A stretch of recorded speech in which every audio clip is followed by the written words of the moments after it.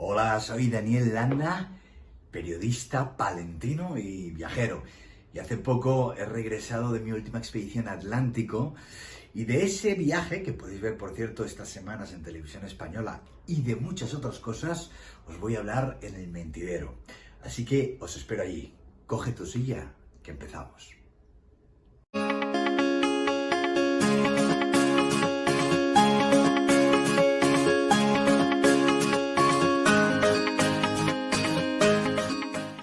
¿Qué tal, amigos? Bienvenidos un día más al Mentidero. Hoy tenemos nuevo programa de la sección de entrevistas y hoy tenemos con nosotros a todo un personaje ilustre palentino y tenemos con nosotros al periodista Daniel Landa. ¿Qué tal? Bienvenido, Daniel.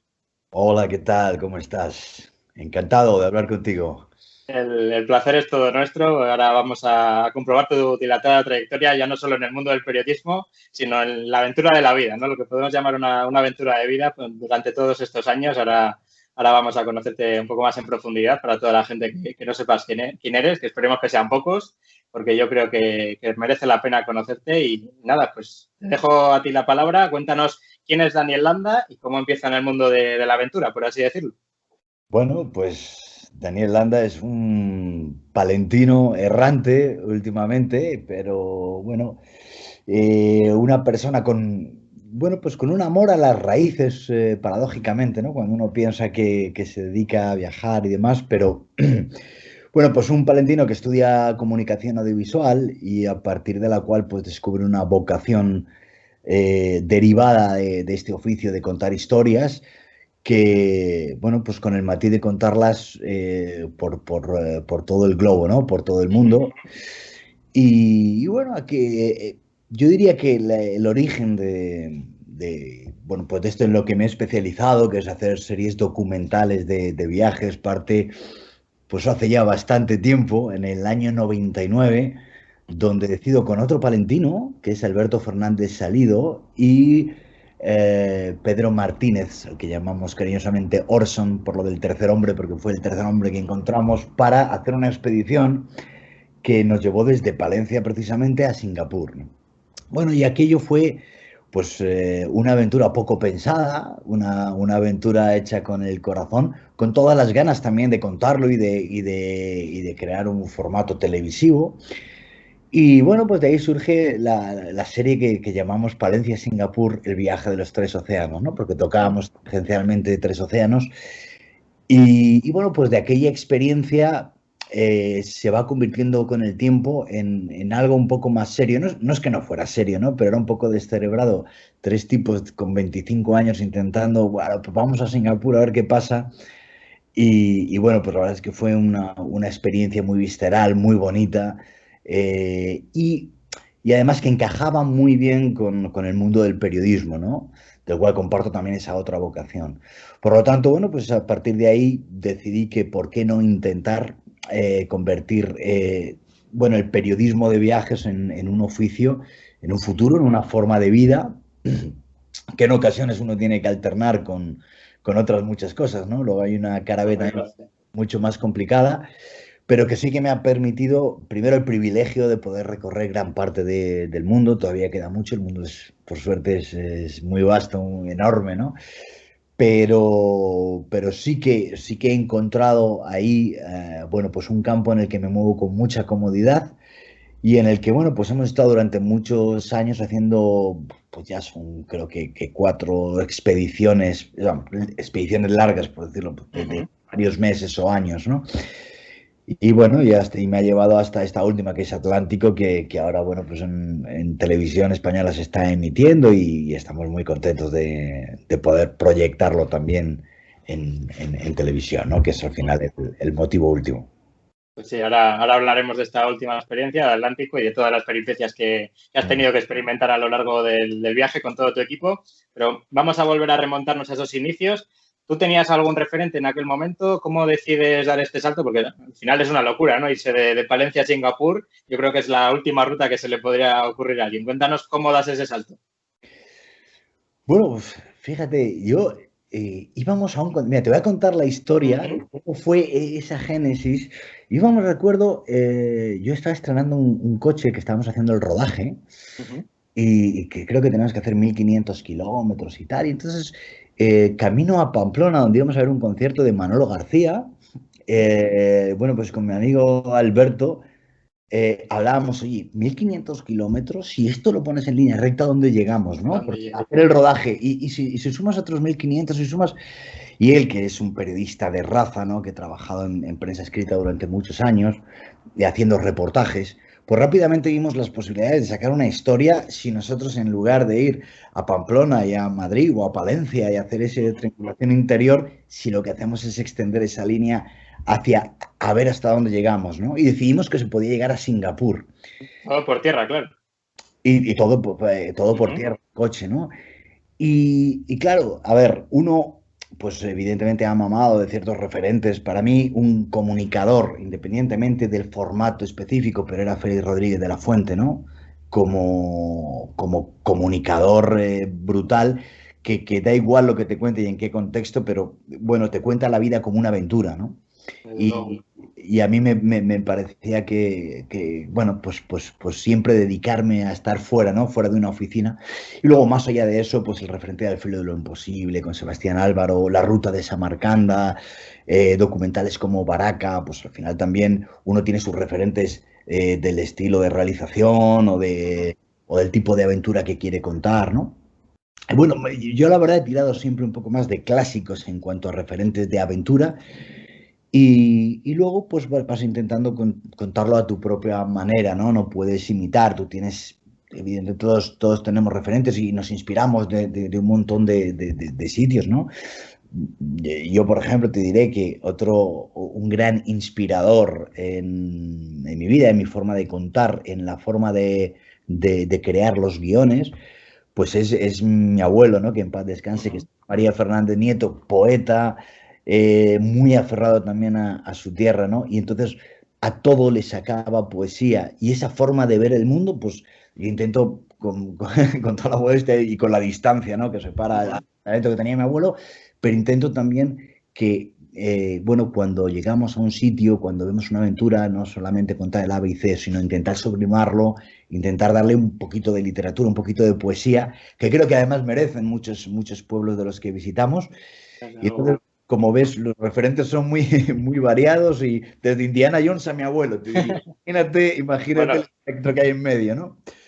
Pero sí, eso es se lo que trata. principalmente hace rico tu discurso, ¿no? Yo creo que se nota que vives de muchas fuentes y principalmente eso es lo que te hace diferente y puede ser lo que te haga marcar huella también, que yo creo que lo estás consiguiendo, que aunque no me lo vayas a reconocer aquí, pero yo creo que el camino va muy bien marcado, ¿eh? O sea Bueno, que antes, lo no, primero, darte la enhorabuena por tu trabajo. Es bueno, así. muchísimas gracias, muchísimas gracias. Mira, yo al final, al margen de los referentes, tú tienes que sentirte cómodo, ¿no? Con la manera de contarlo, ¿no? Y además, mira, yo tengo yo creo que soy muy afortunado por ya no dedicarme a hacer documentales de viajes, sino yo perfilo la ruta siempre a mi manera. Es algo que nunca he negociado, esa es la verdad. Y a veces, bueno, te marcan, hay presiones, siempre hay, ¿no? Pero yo he mantenido siempre digamos, el derecho a crear ya mi propia ruta y la manera de contarlo, ¿no? Y he defendido mucho tanto a los sitios donde quiero ir, por qué quiero ir y cuál es el enfoque que damos, ¿no? Y esa libertad a mí, la verdad, me satisface enormemente y yo sé que no es fácil y tú sabes cómo funciona este mundo también, a veces los canales están buscando, no, pero esto es... Mira, hay una cosa que me preguntan mucho, que es, pero tu documental es un factor, es un documental clásico, es un documental premium. Y digo, oye, tío, no lo sé, joder, o sea, yo no le voy a poner un apellido, es que ni siquiera sé lo que es un factual, y yo creo que además nadie lo sabe entre tú y yo, o sea, porque ponen palabras a las cosas, pues yo quiero contar una historia que tenga estos alicientes, que tenga este estilo, posiblemente es un híbrido, no lo sé, ¿no? Pero al final es lo que me sale cuando haces las cosas de corazón y como tú crees y a la manera que tú piensas, pues la verdad es que pues al final estás satisfecho, ¿no? Estando mejor o peor y la calidad, eso ya es una cosa muy relativa, pero siempre he tenido libertad para hacer lo que a mí me movía, lo que me motivaba y lo que quería, sinceramente. Al final, lo bonito del contenido, por lo menos desde mi punto de vista, que yo hablo como persona ajena al periodismo, al final yo no soy periodista, Mm. pero yo creo que lo bonito es eso, ¿no? Ponerle tu propio sello y sobre todo que la gente sepa reconocerlo. Igual que no sea lo que tú has querido transmitir, pero que la gente desde fuera pueda ver unas señales que, pues, que se pueda salir de los guiones marcados al final por las distintas escuelas, ¿no? Eso es lo más bonito, ¿no? Dejar una huella a tu propia manera. Pues sí, claro. Además, yo te digo, mira, para interpretar o para valorar o para degustar cualquier formato, tampoco hace falta ser periodista, ¿no? Yo creo que el periodismo te da el oficio, te da la metodología, vas aprendiendo, incluso sin estudiar periodismo, el hecho de poder ejercer pues, ciertos formatos, pues te va dando, evidentemente, pues, una cierta destreza para moverte en según qué campos, ¿no? Pero al final hay algo que para mí es muy diferencial, que es la intención de emocionar, ¿no?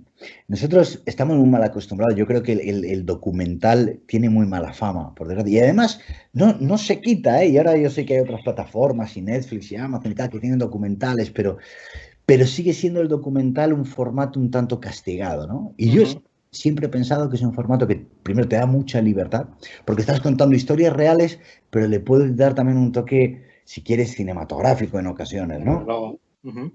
Y, y yo creo que si los documentales informaran, fueran muy didácticos, la gente aprendiese cosas y tal, estaría bien.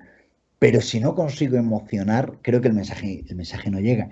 Y para mí es siempre uno de los desafíos es intentar emocionar, ¿no? Y para eso, pues evidentemente cuento con un equipo siempre que aporta un montón de sensibilidades. Iván Palomares, que es el músico que ha estado conmigo desde otros proyectos, bueno, pues es capaz de contarte una historia en un pentagrama, ¿no? Y eso me parece que es un don y que si nosotros lo podemos aplicar a las imágenes y lo combinamos y demás, bueno, pues a veces surge ahí un poquito de magia y consigues emocionar más allá de contar una aventura o de ir en plan selfie o de informar y tal, sino bueno, yo creo que la emoción tiene que estar en el trasfondo de todo el trabajo bueno, que a mí en particular me gusta hacer. Además, precisamente te lo iba a comentar, ¿no? Que a través de la música se consigue captar sobre todo mucho la atención, los cambios pues, de notas musicales te mantienen siempre atento. Yo creo que esa es una de las señas de identidad también de tus documentales. También eso, las distintas perspectivas, ¿no? El hecho de no contar siempre la historia de la misma manera, la continua un poco improvisación. Esos son tus principales señas, yo creo, ¿no? Eso es lo que hace diferente tus documentales y yo creo que es lo que buscas también. Parece que se nota, ¿no? Bueno, no lo sé, o sea, yo evidentemente no te podría responder eso, yo te puedo responder cuál es la intención con la que yo intento trabajar, ¿no? Y bueno, y desde luego poder llegar a emocionar es uno de los objetivos siempre. Y luego pues hay otras cuestiones, pues que al final vas trabajando, te vas también analizando, ¿no? Y yo en el trabajo soy muy perfeccionista también, intentas, por ejemplo, que el ritmo sea un ritmo adecuado, ¿no? Bueno, pues no hacer pausas muy largas o algo muy bajo, ni acelerar de una manera que se vuelva algo excesivamente trepidante. Bueno, al final lo que haces es intentar contar un viaje, una aventura, y lo que sí te puedo asegurar es que una aventura nunca es lineal. O sea, es como una montaña rusa, ¿no? Entonces hay picos altos, hay picos bajos, hay momentos de pausa, momentos de reflexión, momentos de emoción, momentos de adrenalina. Bueno, pues si conseguimos combinar todo eso y hacer un producto donde lleves al espectador por todas esas curvas, pues habrá sido más sincero con el viaje que has vivido, porque el viaje está lleno de esas curvas, ¿no? Y bueno, eso es un poco lo que intentamos hacer.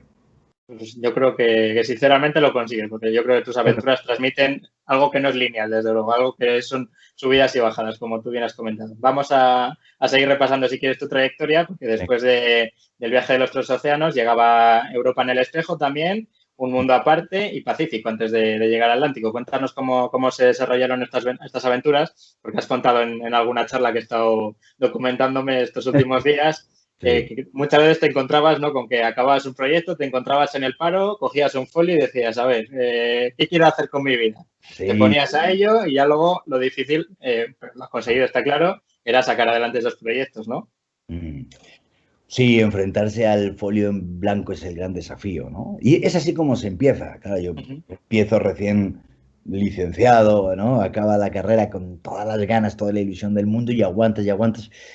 Pero es verdad que es complicado porque esta es una carrera de fondo, ¿no? Y entonces Yo cuando busco un equipo, lo que intento es siempre compaginar la profesionalidad, la ilusión y la resistencia, ¿no? Y en este tercer paso, la resistencia, el tiempo, muchas veces hay que dedicarle mucho tiempo, dedicarse a otras cosas para comprar el tiempo que necesitas para cumplir tus sueños, ¿no? Y, y es una moneda de cambio dura, porque a veces no llegan y no llegan, ¿no? Yo ahí creo que sí que me considero una persona perseverante y yo creo que es que tengo los sueños también muy claros, ¿no? Y soy muy cabezón también y entonces, bueno, cuando yo creo en una idea, cuando tengo una idea que digo, esto tiene que funcionar, es que esto creo que es un producto que va a llegar y hay que llegar.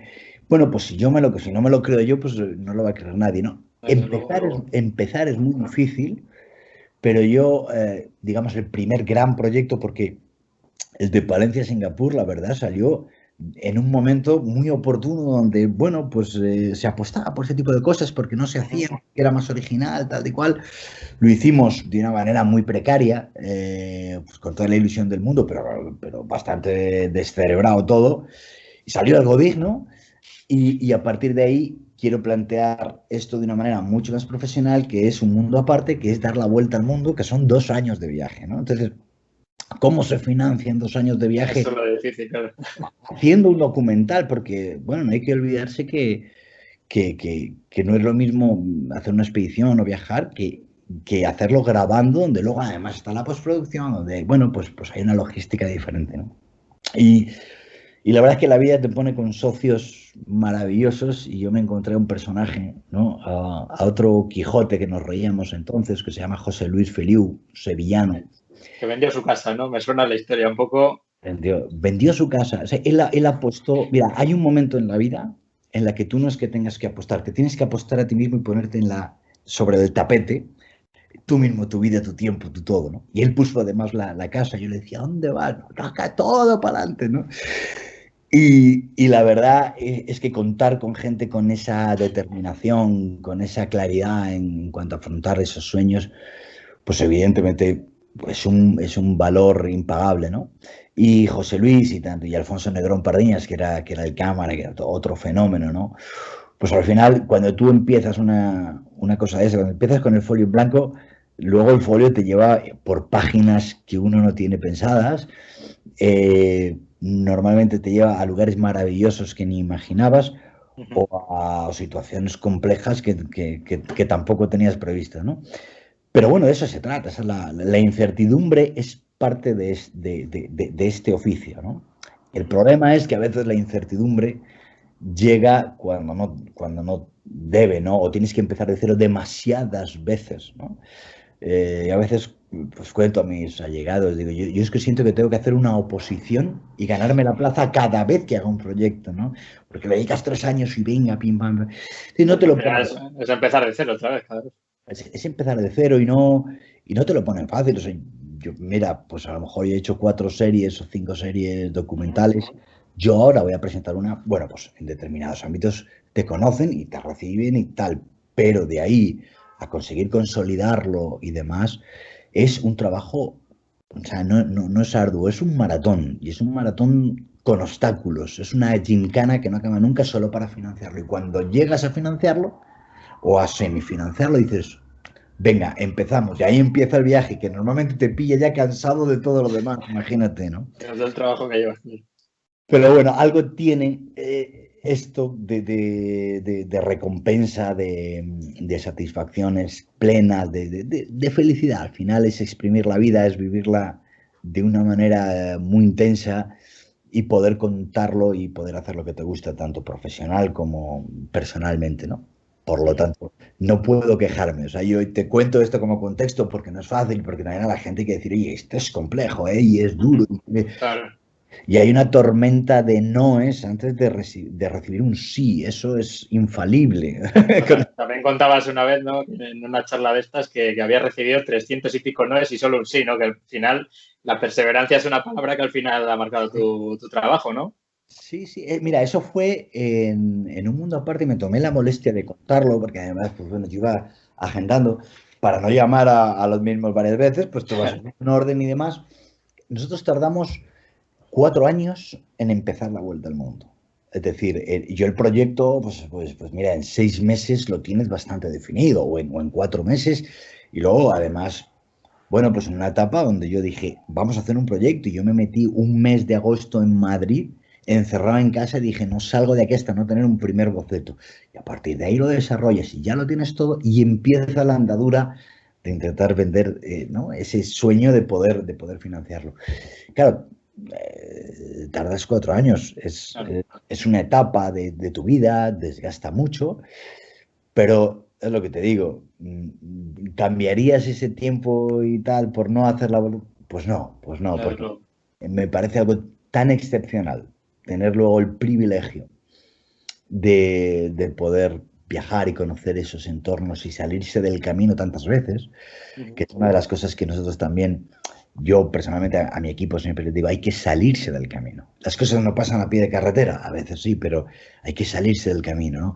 Y ahí es donde vas encontrando la magia de tantos lugares.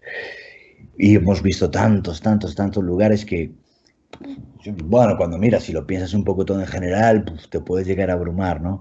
Pero es una felicidad y es una satisfacción, y haberlo podido contar y haberlo podido convertir en series documentales que la gente lo pueda ver, pues mira, la felicidad compartida es todavía más interesante, ¿no?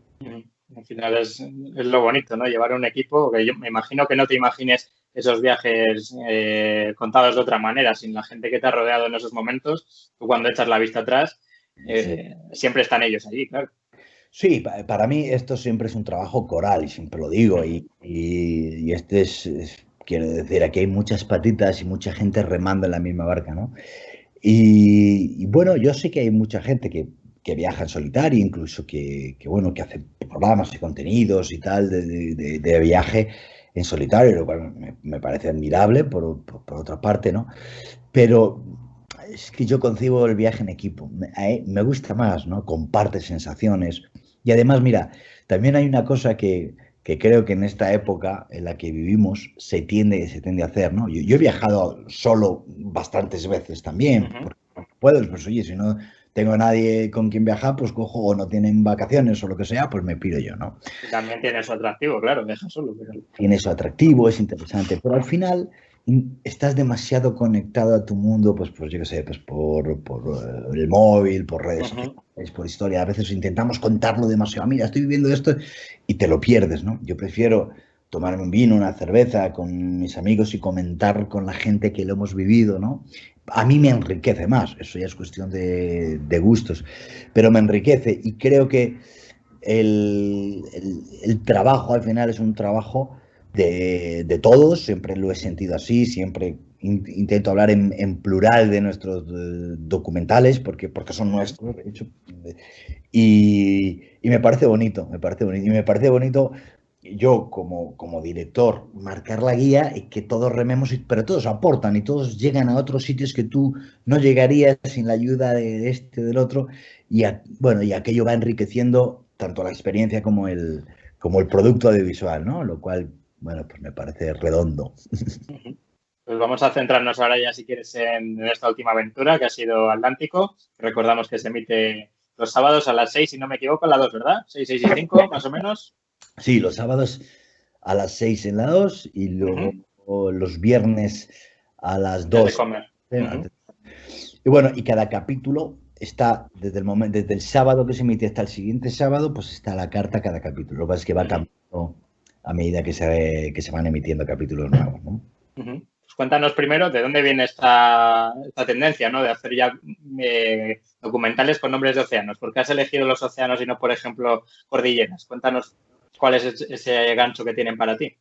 Pues mira, la verdad es que yo creo que me ha ido saliendo por defecto, que al final los océanos lo que marcan, que es lo que a mí me interesa, es un litoral enorme y por lo tanto rutas gigantes, ¿no? Y como lo que nos gusta es, bueno, la aventura de poder recorrer en la misma orilla, pues estar en el Rocío o en la costa de las Rápadas Vestas en Galicia, y en Costa de Marfil y en el desierto de Namibia, ¿no?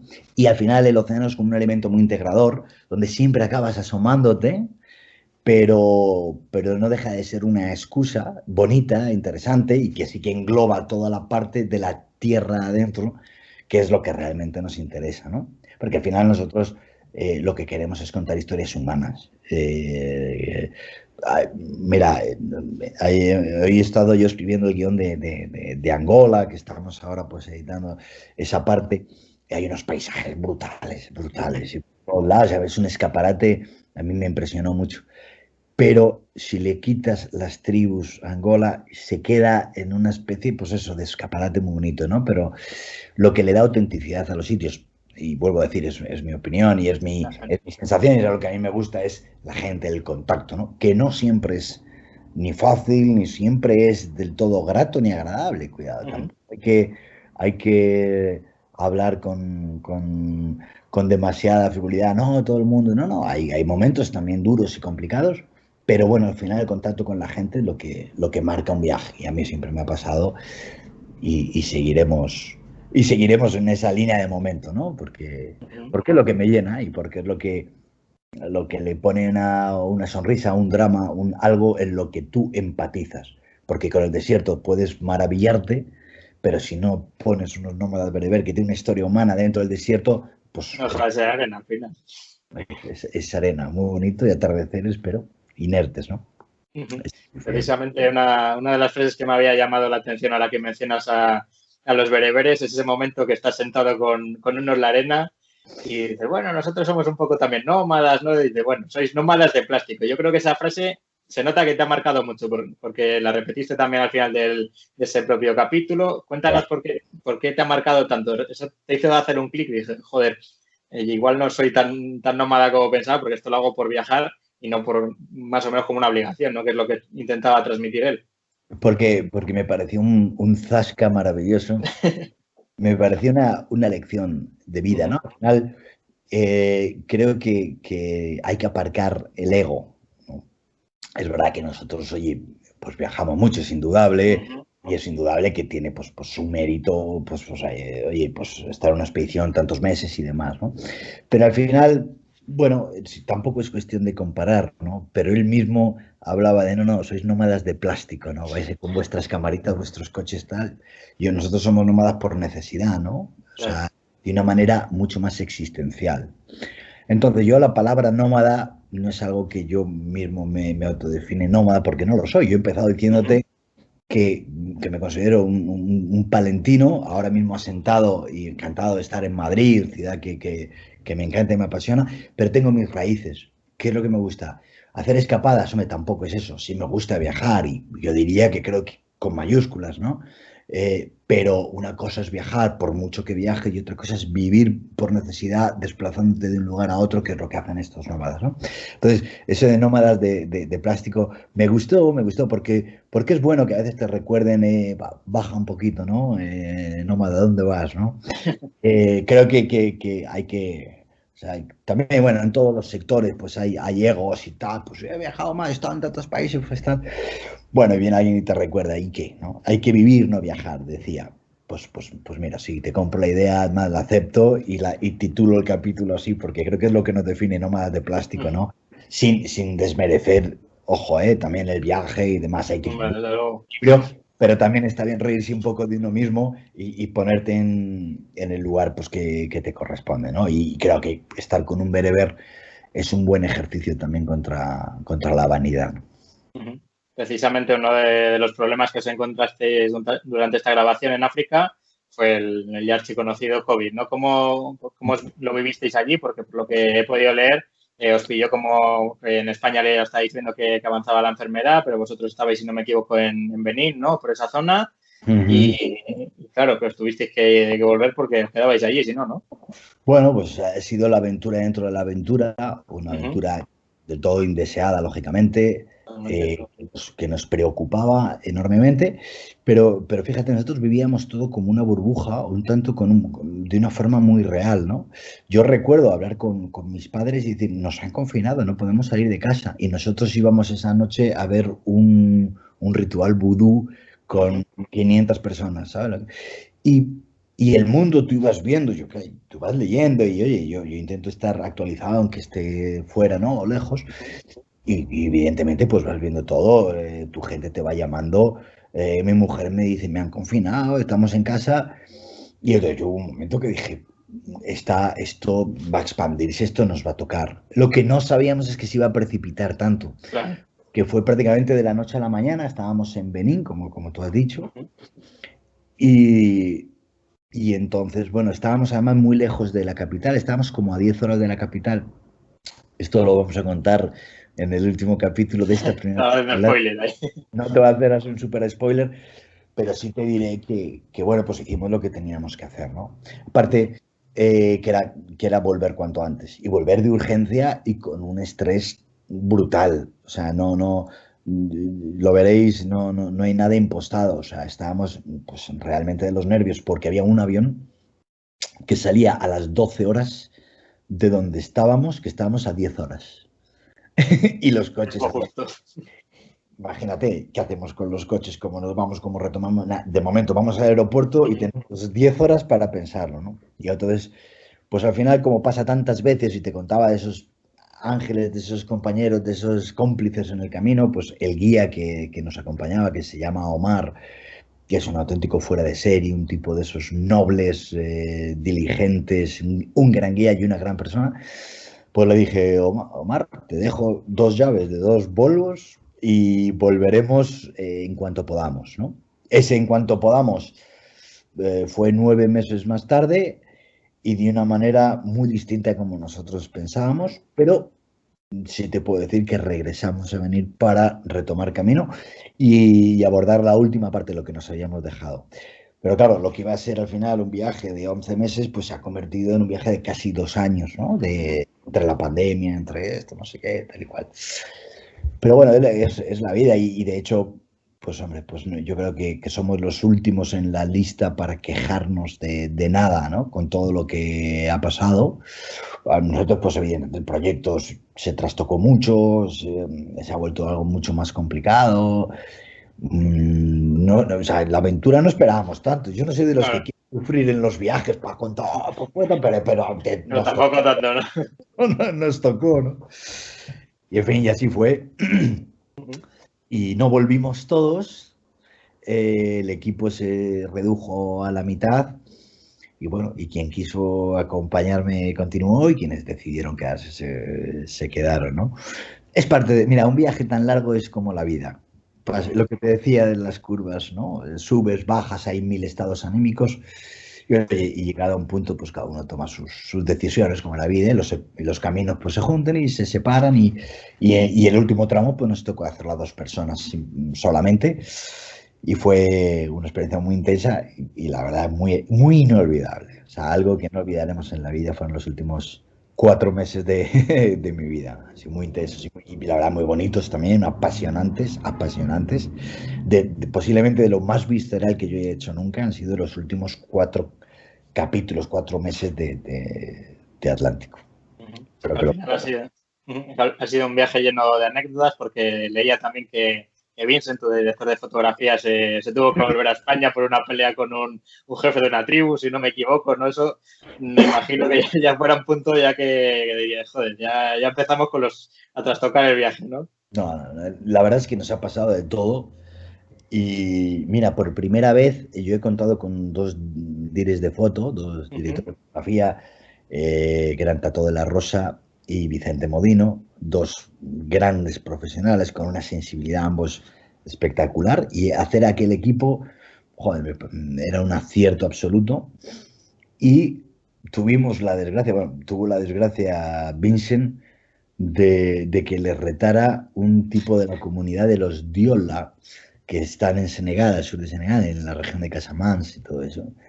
Y entonces estábamos grabando ellos hacen una especie de pelea canaria y cuando terminamos de grabar me dice el tipo, bueno, me gustaría desafiar, y ya como es grande y tal, dijo, a ti. Y el otro, Vincent, que entró al trampo, dijo, voy para allá.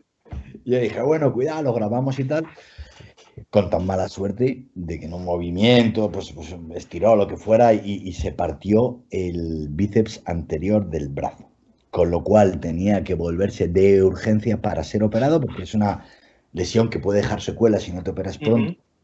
Entonces hubo que mover, también con Camila, la productora, moviendo pues con el seguro, todo, para llevarlo a España de vuelta cuanto antes y seguir pues los otros tres, pues un tramo del viaje, ¿no? Pero en cuanto pudo Vincent, Se se volvió. recuperó y volvió para tener que volverse a volver Con porque el COVID, ¿no? el COVID. En fin, montañas rusas, como ves todo el tiempo, ¿no? Otra, que esto me lo comentas que pasó en este momento, pero lesiones de este tipo podéis haber tenido antes porque te hemos visto en las Azores, en una cascada también, si no me equivoco, si no me equivoco era con Vincent o con quién era, bajando una, con Tato, ¿no? Bajando una cascada de más de 100 metros o 100 metros justo antes de dar a luz tu pareja. Entonces, yo no sé esto, cómo lo vives tú allí y sobre todo cómo lo vive tu familia. Ya no solo el hecho de tenerte fuera de casa 2 años, 3 años, el tiempo que estés fuera, sino de que vayas a tener un hijo y te la estés jugando unos días antes, que decías a tu madre que no mirara. Bueno, a ver, es que mi madre, es verdad lo que decía. De hecho, estaba bajando y me acordé de mi madre y lo dije porque me decía, yo lo único que te pido, hijo, es que no te subas a esos riscos que te subes, que le da vértigo y tal. Digo, no te preocupes.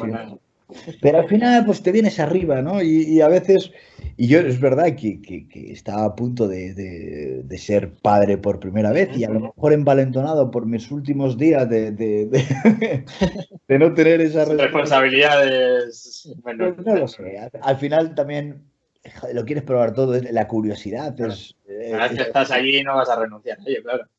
sí, pero luego o sea, a ver, fue sinceramente, y lo digo de corazón, creo que fue un poco una pequeña insensatez. Creo que fue una insensatez. Porque, ostras, si yo fuera un experto, ¿no? Pues en rapelar barrancos, alguna vez lo he hecho y demás. Pero venga, pero nos venimos arriba y teníamos un monitor, oye, que el tipo nos controlaba mucho y demás. Pero el problema era que la cascada, que era de 115 metros, era la última de 13 cascadas y cuando nosotros llegamos ahí es que a mí ya me temblaba todo porque habíamos estado 4 horas descendiendo cascadas y, joder, y yo no estoy acostumbrado y era una.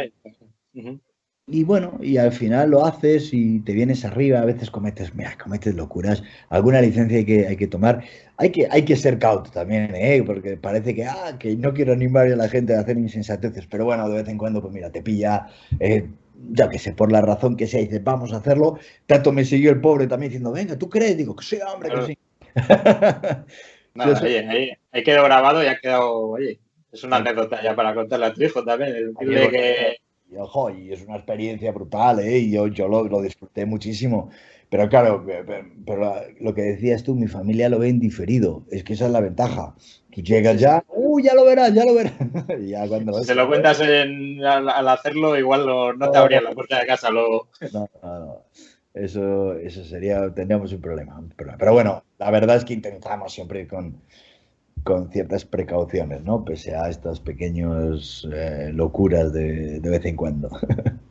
También te quería preguntar cómo se ha vivido en África, un continente desgraciadamente tan asolado por enfermedades como la malaria, que tú mismo has pasado 2 veces, si no me equivoco. ¿Cómo se vive allí la llegada de otra nueva enfermedad que puede ser, bueno, pues puede arrasar el continente si no hay los medios de protección o de higiene adecuados? ¿Cómo se vive ahí? Pues verás, se vive de forma diferente y no podía ser de otra manera, ¿no? Es algo más o menos esperado. Sí que es verdad que desde el punto de vista institucional se toman muchísimas medidas. Por ejemplo, para entrar en los aeropuertos, en cualquiera, las fronteras están cerradas. Es decir, la logística cambia, pero sobre todo logística de puertas afuera, ¿no? Es decir, el aeropuerto, los PCRs, en Angola tuvimos que pasar una cuarentena. Coño, se toman medidas y quiero decir, no son ajenos a esto. Pero, ¿qué pasa? Que África es básicamente una sociedad rural y coño, no se puede poner puertas al campo, nunca mejor dicho, ¿no? Es decir, tú no puedes. ¿Qué le dices a un pescador que se confine dónde, ¿no? ¿Cómo haces? Y por la razón que sea, afortunadamente la incidencia de coronavirus realmente es muchísimo menor. O sea, los datos. Yo no sé tampoco la fiabilidad de los datos, pero sí que es verdad que hay lugares y ciudades donde sí se lleva, por supuesto, un registro y sí que hay una seriedad con este tema. Y los datos registrados, con el margen que sea, son infinitamente mejores que los que tenemos aquí, ¿no? Es decir, muchísima menos incidencia. No sé si el clima, no sé si el metabolismo africano afecta menos, no lo sé. Y evidentemente, como tú decías, pues mira, estando en el Congo, donde ves carteles de cuidado con el ébola, pues entiendo que el COVID, pues dices, vale, sí, un problema, pero según con qué lo compares, bueno, no le puedo dar la trascendencia que le das tú, sinceramente, ¿no? Nosotros siempre con mascarillas en las ciudades, con PCRs, con cuarentenas, con distancias, bla, bla, bla. Pero al final, cuando tú vas a las comunidades indígenas, tú no las puedes contar con mascarilla. Y de hecho, ojo, siempre con un PCR negativo, ojo, y que nos metíamos en un coche con un guía con un PCR negativo. Es decir, Más que que nada para no llevárselo a ellos también, claro. coño, Una evidentemente, responsabilidad. evidentemente, ¿no? Entonces, nosotros nos hemos hecho 17 PCRs todas negativas en 4 meses. Imagínate, toca una semana más de una PCR de media. Bueno, lo que haga falta, ¿no? Al final también por la seguridad nuestra, de los demás, pero bueno, tienes que contar la vida, ¿no? Y hay escenas asombrosas, ¿no? Volvemos al territorio de los Simbas, que yo ya visité cuando hice Un Mundo Aparte en la Vuelta al Mundo, y entrar en una cabaña imba de un poblado donde ves a esas mujeres tan esbeltas, con ese peinado, con el color rojizo y una mascarilla, ¿no? Dices, Algo wow, choca ahí. realmente es una pandemia global. Si consigo esta foto, explica tantas cosas, ¿no? Si ha llegado aquí realmente no es algo ajeno. Todo el mundo conoce el coronavirus, todo el mundo. A uno le suena más, a otro lo tienen más, bueno, pues se lo toman con más preocupación y otros con menos, pero todo el mundo conoce, ¿no? Pero en general África, bueno, es más difícil de contener a la gente. ¿Qué sientes tú cuando vuelves sobre todo a España y en particular a Palencia? Porque comentabas que tú te sientes palentino, pero tú realmente, por ejemplo, notas cambios en Palencia cada vez que vuelves o cambios en España cada vez que vuelves. Me imagino que después de ver tanto mundo, si hay alguien que puede verlo con perspectiva, eres tú, ¿no? Bueno, sí, cuando te ausentas mucho tiempo, a ver, ves pequeñas cosas, ¿no? Yo cuando volvimos de la vuelta al mundo, que estamos hablando del año 2006-2008, yo tenía una percepción rara y era que, bueno, que al final que las ciudades tendían a estar cada vez más ordenaditas, ¿no? A lo mejor también porque vienes de lugares donde el desorden es habitual y no recuerdas cómo era tu sitio, pero a mí me ha parecido que sí que hay una evolución en cuanto a la estructura, digamos, callejera de las ciudades en general, ¿no? Yo pues dejé Madrid con unas obras aquí de la M30 que ni te cuento, con las torres a medio hacer y cuando vuelve, plan, de repente es como, joder, me lo han ordenado, tío. ¿Dónde ha salido esto, no? Ahora no tengo atascos en la M30 y Palencia también, yo he visto una ciudad como más, como si estuviera más acicalado, más ordenadito, nada, ¿no? Pero mantiene la esencia, ¿no? Además, hombre, me daría mucha pena encontrar un Palencia diferente, ¿no? Palencia para mí es, bueno, evidentemente lo veo con muchísima subjetividad, ¿no? Es el lugar donde yo nací, donde pues tengo mi infancia, está en Palencia y, bueno, mis abuelos están enterrados allí, y, en fin, al final es inevitable sentirte de ahí, ¿no? Mis amigos de siempre, muchos de ellos siguen en Palencia y me encanta volver y dedicarle tiempo a no hacer nada más que estar con la gente que uno quiere, ¿no? Eso también es un regalo, ¿no? Y después de una larga expedición, te diría que quizás es lo que más añoras, ¿no? Tanto en Madrid, donde ahora pues también, mira, mi hijo es ya de Madrid, mi mujer también. Bueno, pues también te sientes aquí, tienes el corazón un poco dividido, pero dedicarle tiempo a tu familia, a tus amigos, y sin más pretensiones que pasar tiempo, es un lujo que no tienes cuando estás de expedición y que lo echas mucho de menos, claro. Te quería preguntar también cuál ha sido la experiencia más impactante que has tenido en tus viajes. Luego te voy a hacer otra pregunta también relacionada con Palencia. Pero primero cuéntame esta, si es que tienes alguna. Ya no solo a nivel, yo qué sé, de una experiencia que hayas tenido de peligro o lo que sea, una experiencia que más te haya marcado igual en tus viajes. Pues mira, te diría rápidamente que hay 3 lugares que a mí me marcaron especialmente. Uno es las Islas Diomedes entre Bering, ¿no? sí, en el estrecho de Bering, entre Alaska y Rusia, donde hay dos islitas. Nosotros llegamos en helicóptero, que es la única forma de llegar en pleno. Llegamos el día de mi cumpleaños, ¿no? El 25 de enero, placa, aterrizamos allí, después de un viaje larguísimo en avión. Tenía que hacer buenísimo por ahí en enero, ¿no? Bueno, no te puedes imaginar qué estampa veraniega. O sea, hacía una sensación térmica de 67 grados bajo cero, ¿no? Que eran 42 grados bajo cero, pero con unos vientos polares brutales además, y se te congelaban las pestañas, el cámara se le congelaba el líquido ocular, entonces se quitaba el líquido ocular como lentillas, la cara, teníamos que mirarnos para no grabar mucho tiempo y vigilar que no se nos pusiera la cara blanca. A mí se me pusieron los carrillos blancos, la nariz blanca, y me dijeron, vete corriendo para adentro, que es un primeros síntomas de congelación, todo eso, ¿no? Para eso solamente llegar ahí es como si llegas a otro planeta, y luego además, bueno, obtuvimos como recompensa el calor de la gente, los esquimales, que la verdad, mira, fue maravilloso y nos llevamos eso, ¿no? Y luego, pues en Papúa con los Korowai, una tribu que vive en los árboles. Mira, todas las rutas, las experiencias más inolvidables tienen lugar en lugares remotos que tardan mucho en llegar, ¿no? Pues con los Korowai, que viven en la edad de piedra, lo digo literalmente, porque llevan un sílex, no tienen materiales más que piedra y madera, viven en los árboles con sus arcos, sus flechas, van prácticamente desnudos, o sin él prácticamente, y convivir con ellos, poder empatizar con una cultura que está tan en las antípodas culturalmente, pues es una maravilla y la verdad es que, bueno, inolvidable. Y la última te diría en Gabón, pero eso fue también por otra insensatez, como no.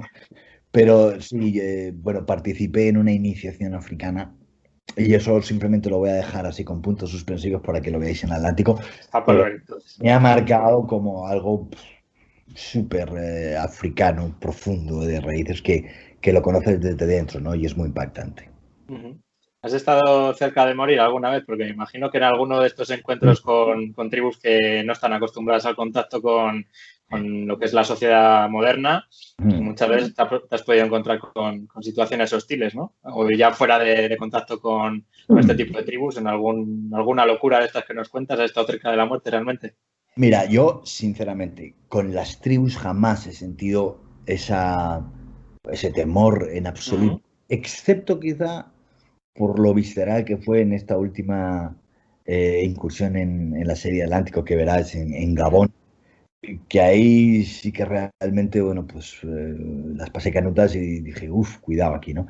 Pero generalmente con la gente nunca, jamás he sentido miedo de que nos van a atacar, no. Pero bueno, en la carretera hemos tenido sobresaltos y en algunos países, en la India, en Rusia, yo recuerdo en México, en Guatemala, pues bueno, pues a veces estás a punto de tener un accidente gordo. De hecho, tuvimos uno. Le pasó a José Luis que en Mongolia el coche dio una vuelta de campana. Y bueno, se pudo haber quedado allí, pues evidentemente. Accidentes de la carretera es lo más serio. Y además, como son tantas horas y al final... Claro, al final la estadística juega en vuestra contra, claro. Hay que estar muy alerta en carretera y no ahí sí que no me envalentono. Si tienes sueño, para. Si lo ves complicado, para. O vira el rumbo porque no merece la pena. Otra pregunta. Ya ves que son un poco más concisas. ¿Cuál es tu lugar favorito de Palencia? Tú que has viajado tanto, ¿cuál es el lugar que destacarías como algo que no se puede ver en otro lugar del mundo? Si es que existe.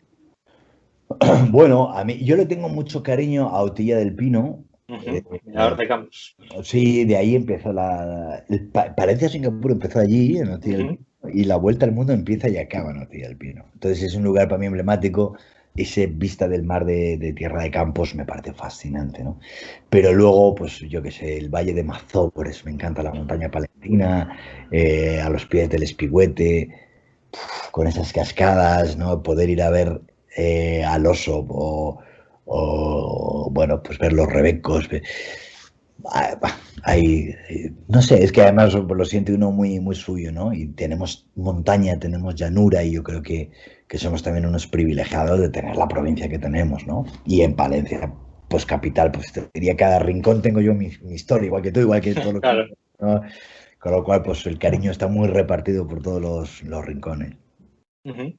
Cuéntanos también, ¿hay algún país que te falte de visitar o cuáles, así, algunos que tengas muy pendientes de esto, tengo que ir sí o sí?